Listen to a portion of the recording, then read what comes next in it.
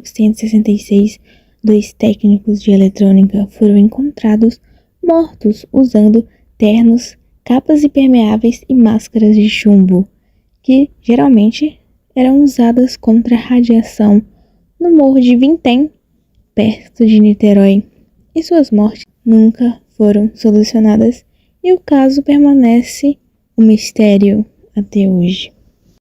Então, no dia 20 de agosto de 1966, Manuel Pereira da Cruz e Miguel José Viana foram encontrados mortos no Morro de Vintém, perto de Niterói.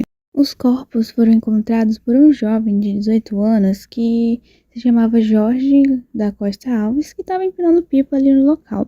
E eles foram resgatados pelos corpos de bombeiro e eles estavam usando, sobretudo, capas impermeáveis e não havia sinais de violência neles e nem na área próxima. E a polícia encontrou também, perto dos corpos, uma garrafa de água vazia e um pacote com 2 toalhas. E encontraram também as máscaras de chumbo, que são usadas para proteção contra radiação. E também achou um bloco de anotações com símbolos e números, que eram equações básicas de eletrônica.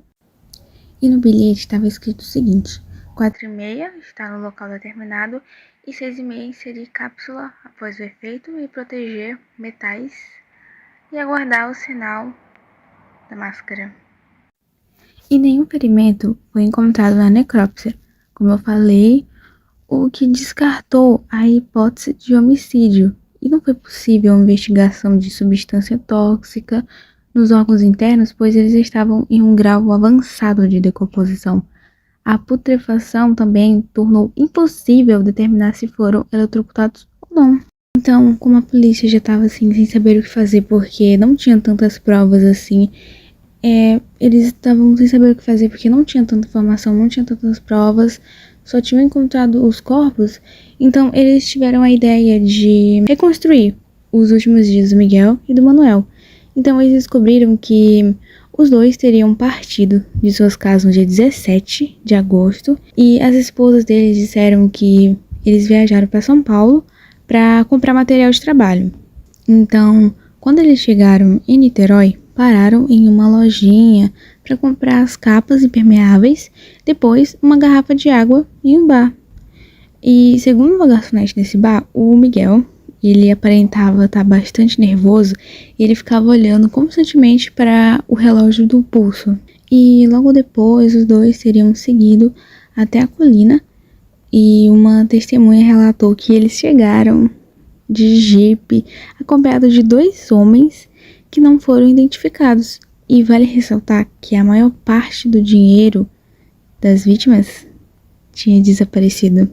E há boatos de que chegaram a prender um cidadão conhecido que promovia experiências ocultas.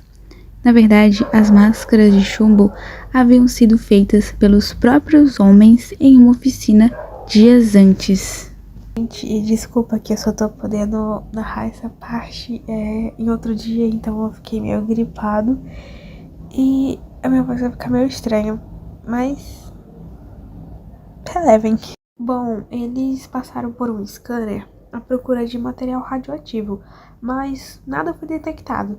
Daí a necrópsia não identificou nenhum ferimento e não foi possível realizar o exame toxicológico devido ao estado de decomposição que os corpos estavam. Muitos acreditam que eles estavam envolvidos em alguma venda ilegal de material radioativo, por isso eles teriam sido assassinados por causa de algum cliente insatisfeito, sabe? E na época, uma tal de Gracinda Barbosa Cortino de Souza revelou ter visto um OVNI pairando no alto da colina naquele mesmo dia. E já não demorou muito, né, para que começassem as especulações sobre uma tentativa de contato dos 2 homens com extraterrestres.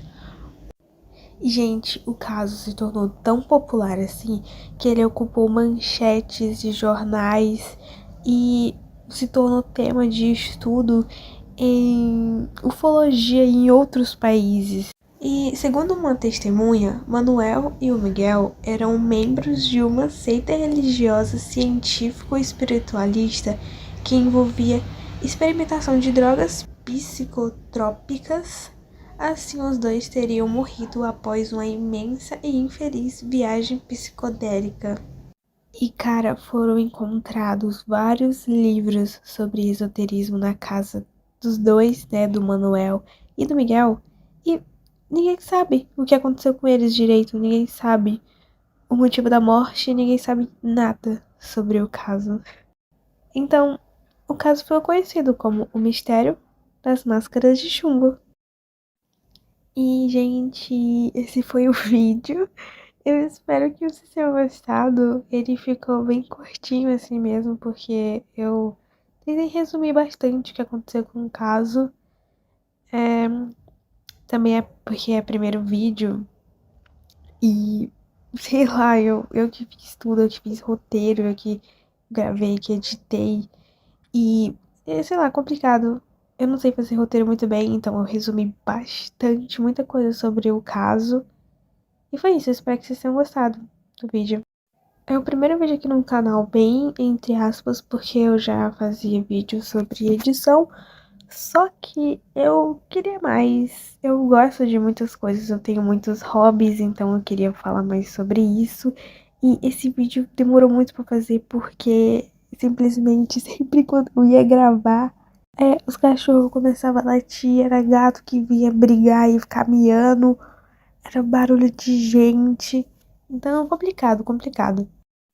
Mas só pra dar uma breve introduzida aqui, já que eu falei, né, que é o primeiro vídeo do canal, é que, tipo, a ideia inicial, a proposta desse canal era basicamente falar sobre vídeos sobre...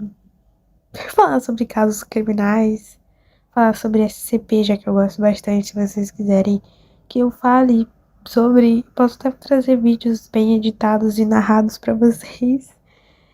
E eu gosto de filmes, eu gosto de analisar filmes, eu gosto de falar sobre filmes. Acho que uma das minhas maiores inspirações são a Vitória e o Seijinho. Principalmente a Vitória, porque ela faz um pouco de tudo e eu acho isso simplesmente incrível. E é isso, gente.